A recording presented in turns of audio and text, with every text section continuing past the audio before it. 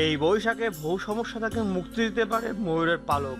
আপনাদের ভালোবাসায় সিক্ত হয়ে নিউজ বাংলা টেলিভিশনে এখন 1 লক্ষ সাবস্ক্রাইবার পূর্ণ হয়েছে।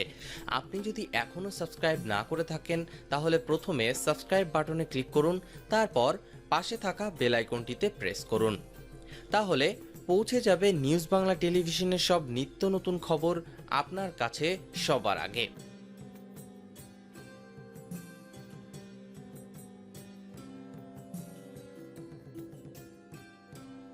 ময়ূরের পালক দেখতে খুবই সুন্দর, তার মধ্যে প্রচুর শক্তি বা ক্ষমতা লুকিয়ে আছে। ময়ূর পালক ঘরে রাখলে অনেক রকম কার্যসিদ্ধি হয়।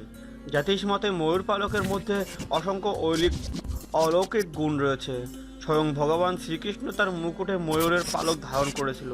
শ্রীকৃষ্ণের এই ময়ূর পালক বেছে নেওয়ার পিছনে অবশ্যই কোনো একটা রহস্য রয়েছে। এবার দেখে নেওয়া যাক পহেলা বৈশাখে ময়ূরের পালক ঘরে রাখলে কি হয়। ঘরের প্রবেশদ্বারের সামনে এক জোড়া ময়ূরের পালক ঝুলিয়ে রাখলে ঘরে কোনো রকম অশুভ শক্তি প্রবেশ করতে পারে না এবং বাস্তুদোষ থাকলেও তা কেটে যায়।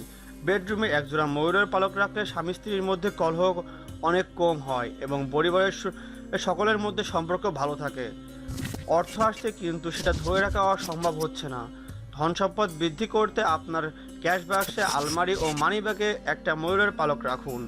রাহুদোষ, কলস্প্র দোষ ও বিভিন্ন প্রকার গ্রহদোষের হাত থেকে মুক্তি পেতে বিছানার নিচে একটা ময়ূরের পালক রাখুন। আপনি নিজের যদি সব কাজে সাফল্য পেতে চান তাহলে নিজের কাছে একটা ময়ূরের পালক রাখুন। ঘরের দক্ষিণ ও পশ্চিম কোণে ময়ূরের পালক লাগিয়ে রাখুন। বিষাক্ত পোকামাকড়ের হাত থেকে রক্ষা পাবেন। সাপ কখনো ঘরে প্রবেশ করতে পারবে না।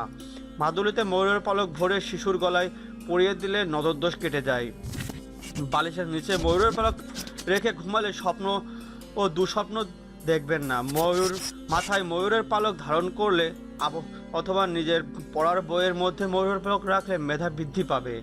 ময়ূরের পালকের উপর শত্রুর নাম লিখে তা গঙ্গায় ভাসিয়ে নদীতে ভাসিয়ে দিন, শত্রু নাশ হবে। নানা রকম বাধা বিপত্তির হাত থেকে বাঁচতে ঘরের অগ্নিকোণে একজোড়া ময়ূরের পালক রেখে দিন।